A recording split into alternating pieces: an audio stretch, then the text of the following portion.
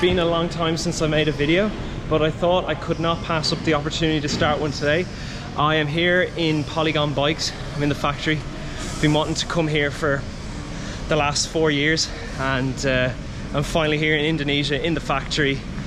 I'm going to a meeting now, and then we're going to be doing a tour. I'm going to bring you along for the journey. I can't wait to show you everything. I also can't wait to see it personally. Becoming involved heavily with the brand and know that we're going to create something bigger than one rider was very special. It was honestly a childhood dream that I never thought would become reality. Oh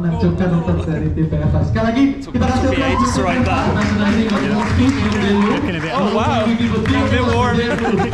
Got my hard hat on, got my vest so I can be seen at all times. We're in the first wave of tourists. Give us a spin, Josh. Oh yeah, man, you're the sexiest stripper I've known. Are you going to put that to YouTube? Yeah. Oh, I mean your YouTube video? Yeah, man. Yeah. History in here? So this is our new frame museum. Okay. Like all legendary frames we've made. Yeah. Basically here.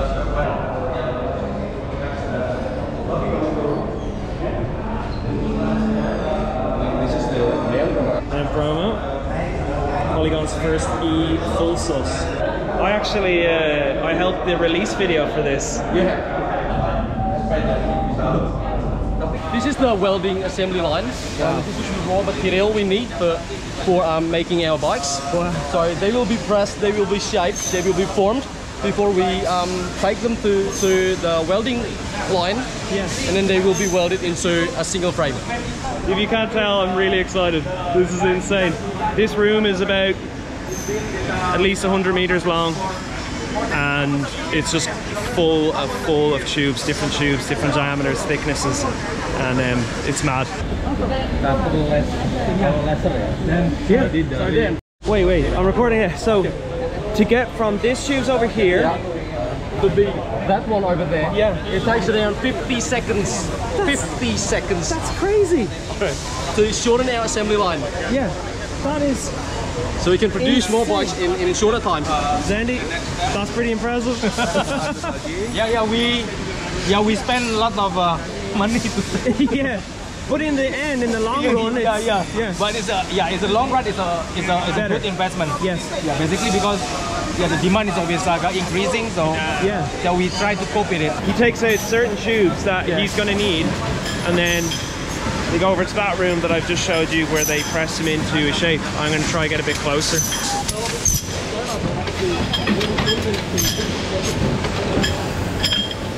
So quick, so fast.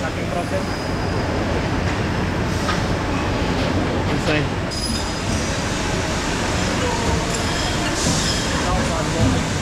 Insane to finally see this up close. I've been wanting to come here for so long. It's pretty incredible. I've been told that they split all the areas, so you got rear triangles over there, over here is front triangles, and then over there is head tubes and bottom brackets, and then they go along after they're formed, and then they, at the end of the room, they are actually welded, but effectively a layout that they work by, and that it all then comes together at the end of the factory. That's where they're welded, and then they'll be heat treated and painted, but we haven't got there yet.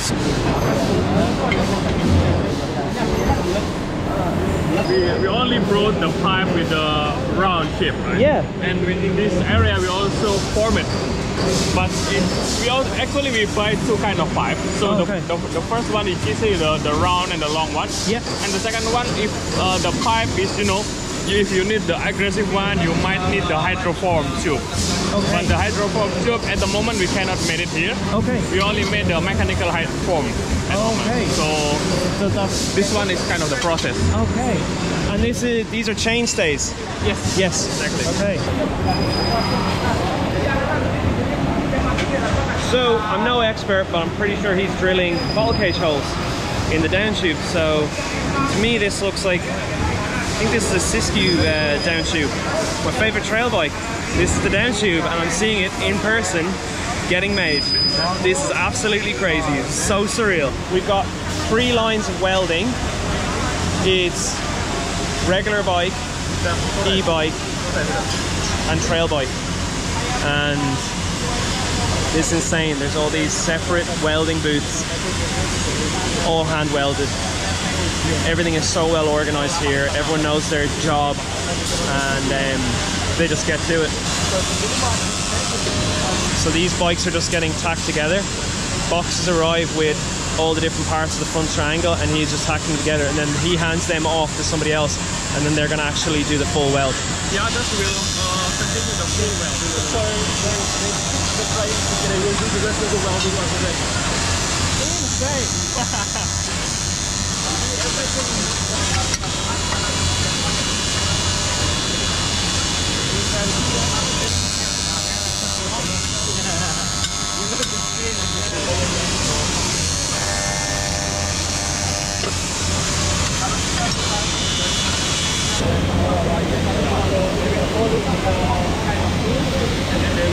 I have found the rear end. So we've just seen the front triangle of the Siskiyou, and now we're at the rear end station, and here are some tacked together. And that is some of the chain stays and actually a few seat stays. This is insane. It's like my favorite trail bike, seeing it being born. I feel like a proud father.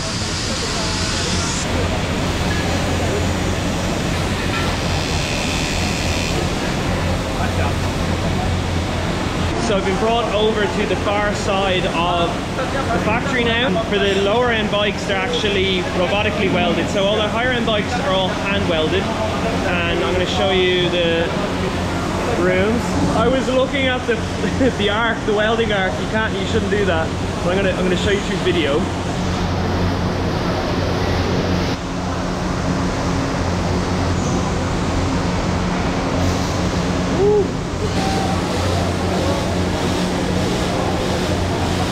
This is mad. I wonder, can you train those robots to make eggs? So this factory is one of the biggest and the most advanced bike manufacturing in the world, and we produce about 1 million bikes in a year. That's a lot of bikes. That is a lot of bikes. That's insane. Yeah. We used to make about 750,000 to 800,000 bikes a year in 2019. Okay. And then we expand the production line, we expand our manufacturing, and now we're in 1 million bikes a year capacity. Give or take. Usually it can be more than that, but it's about 1 million bikes a year. That's pretty amazing. It's pretty incredible to be here and actually see this in person. 1 T4 and 2 T6 we built during the pandemic. Oh, so these are the heat treatment machines? Yeah, this is the heat treatment machine. I actually just thought it was like a spaceship.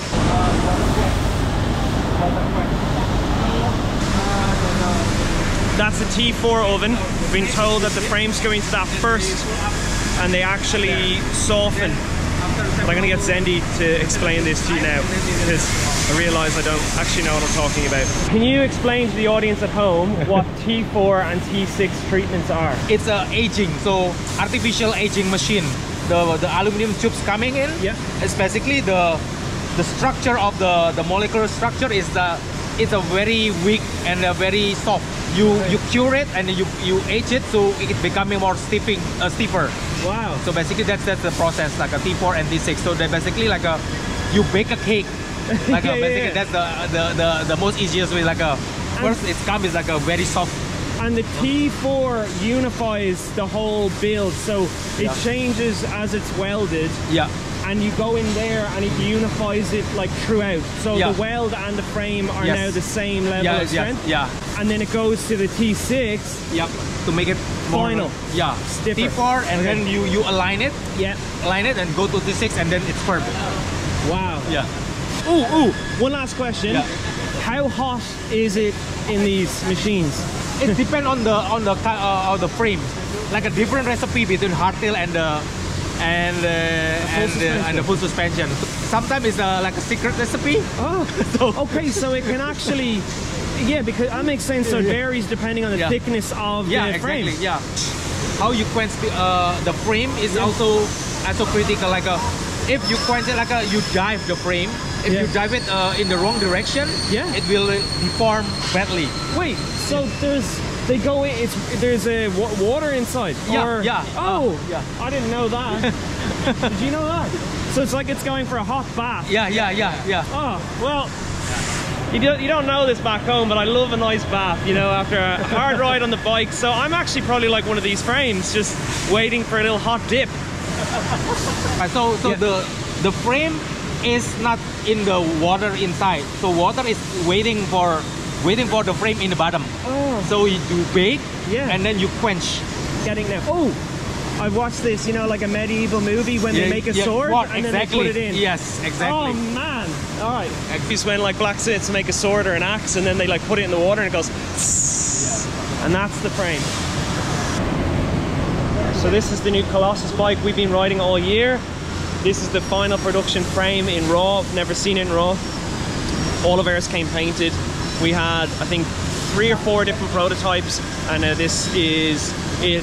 The final stage production, and yeah, seeing it in person, pretty cool. So everything is like faced to exact height. Yeah. Okay. Yeah. So all the parts that either a bearing or rear end or okay, bottom bracket, shock mount. Yeah. They go into this room here. It's quite incredible the amount of different steps involved in making a frame, and we're still on the kind of the manufacturing side of things. Over here. Ooh, that's clean. Yeah. Here. Yep. So all the bearing, housing, anything treads, they clean it all up. You can see that that is very tidy. Oh look, it's so relaxing. We're in the testing room now, and this is going to test the bike's like ability to handle stress. Yeah. Okay. 2,200 newton, 50,000 times. 2,200 newton meters of force, 50,000 times. Yes. Is a test cycle. Yeah. For if you like a full suspension, like you put it on the fully compressed position. Yes. And then you basically pull the axles. Oh, the rear axle. Yeah. So to simulate like you are like a drop, fully big flat. bottom out. Big bottom out. Yeah. Exactly. 50,000 times. So like that is miles more than a lifetime of a bike. Like any normal person would never bottom out a bike 50,000 times. It just wouldn't happen. Not even me. I ride a bike a lot. Over here is a pedal force simulator. So when you're sprinting, you're putting a lot of force through the BB. This is actually going to check if the frame can handle it. 50,000 times. Has to go through that. I would not want to be that frame. They're not just testing like random frames from each batch, they also test other companies' bikes to see how they do things. They test the wheels and they then test the full bike at the end. So this is always random selection. They do it with every single bike they release, and yeah, it's incredibly thorough. The testing can be incredibly dynamic as well. They're like getting pulled from multiple directions to experience stress and forces in different riding scenarios. Like with the full suspension bikes, they're always rider tested because you still need to find out the track feel, the real feel when you're out there. But you can learn a lot from factory testing. And before we even got our prototype bikes, Andy told me that they were all tested here. To leave as a prototype, they needed to be of a certain standard for safety reasons, of course. We have entered the painting room now. It's actually considerably warmer up here. Controlled environment, so there's separate pods for painting bikes, but even outside the pods it's spotless. The floor is so clean. And did I mention it's warmer? Look at my face, sweating. Actually, we have one process that we skipped earlier. We're not showing to you guys. It's called post-pet. So it's like just washing the frame. Ah, yes. As simple as that. Okay. After that, the frame is going to this area, the painting area. Yeah. And then the first process is we cover. What kind of area we cover? We cover the BB area. Yeah. We cover the bearings area. Yeah. So it can be avoided from the paint. Okay. So because this kind of area, you need to be precise. Oh, okay. Because even only let's say 1 or 2 millimeters Of paint. of paint, it can be very serious. So clean, stickered, Yeah. and then it moves on. Once they've covered up all the areas that they do not want paint to get into, they then bring it into the primer room. Depending on what the finished look is going to be, they either primer it with a dark color like a gray or a light color of white if it's going to be a light colored frame. So these are all being primed now. And that frame is obviously going to be a dark color when it's finished because they're all primed gray. They come out in pairs of 2, and you can see that all the areas that they've covered with tape has now done its job because there's no paint on those CNC parts. This is the first part of the process, the primer. I apologise, I look like a sweaty mess, I'm like a swamp man, it's so hot up here.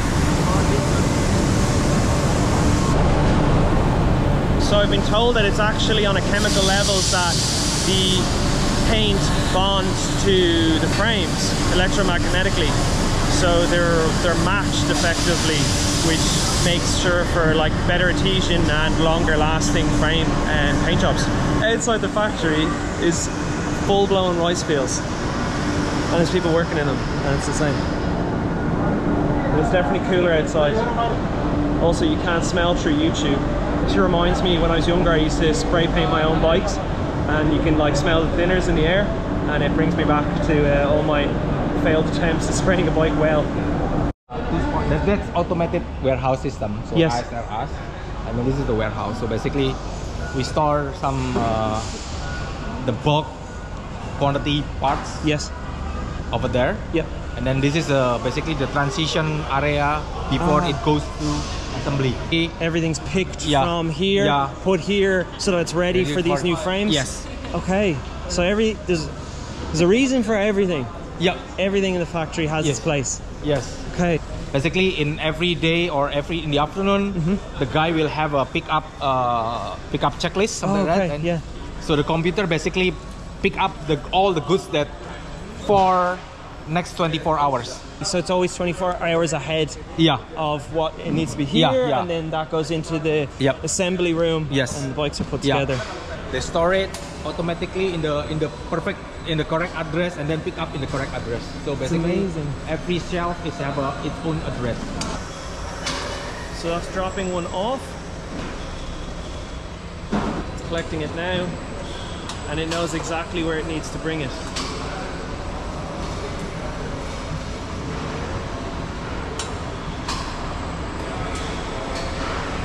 And it's gone. So every pallet has a barcode. It has a specific place in that shelving system. It knows where it needs to be, and then every pallet is packed in a certain way. So there's a place for everything here in Polygon Bikes, even for me. I try not to build wheels because it usually takes me at least half a day. This guy's building a wheel. I know he's getting a healthy machine. He's literally doing it in front of my eyes. It's done.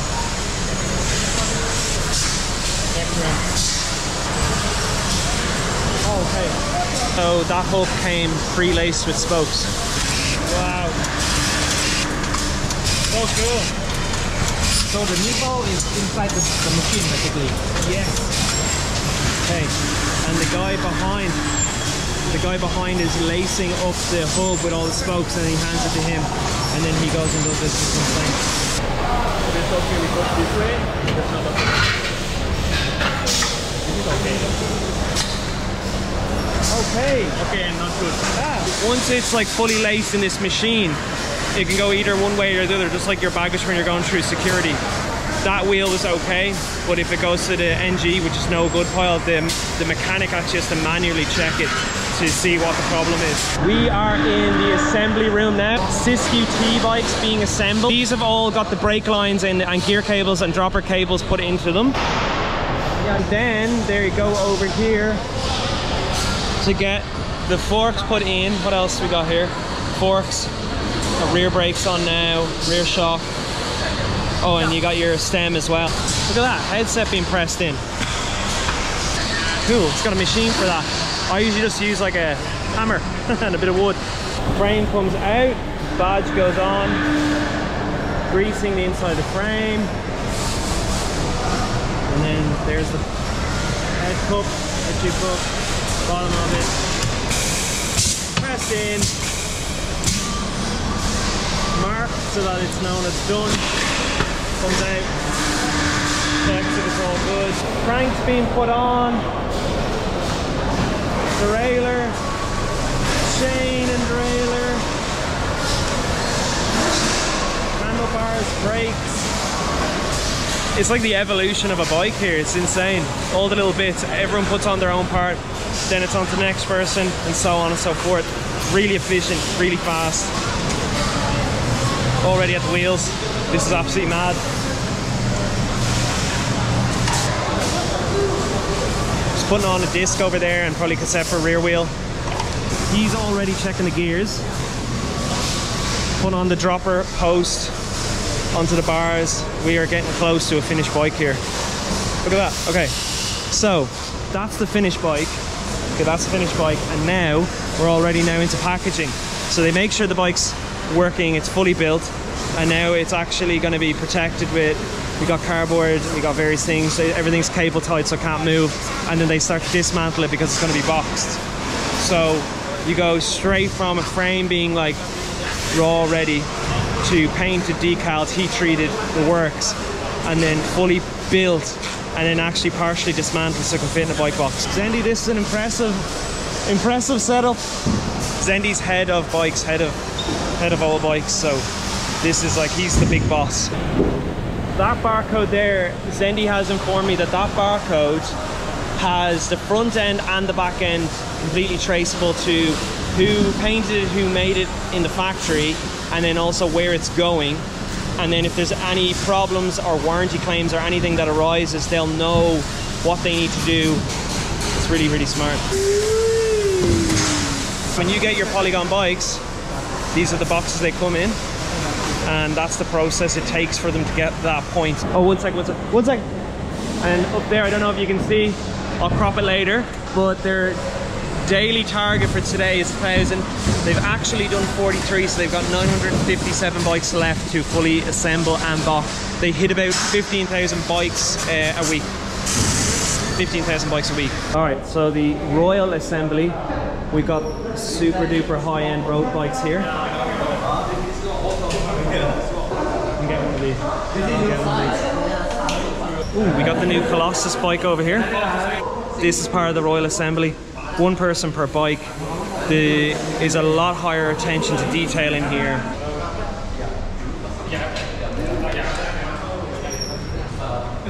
We've come from that massive warehouse where they've fully created these bikes, assembled, packaged, and now they go across into this storage on this lovely little elevator. I don't know if you can see that, but they have a lovely little journey across this bridge into that warehouse. It's a privileged journey. Only the bikes get to do that. No people get to go across that bridge. Us little plebs out here, we've got to walk. They're stored in here, and then they're actually shipped out in either containers or these trucks. And I've just managed to find one that's been shipped out today.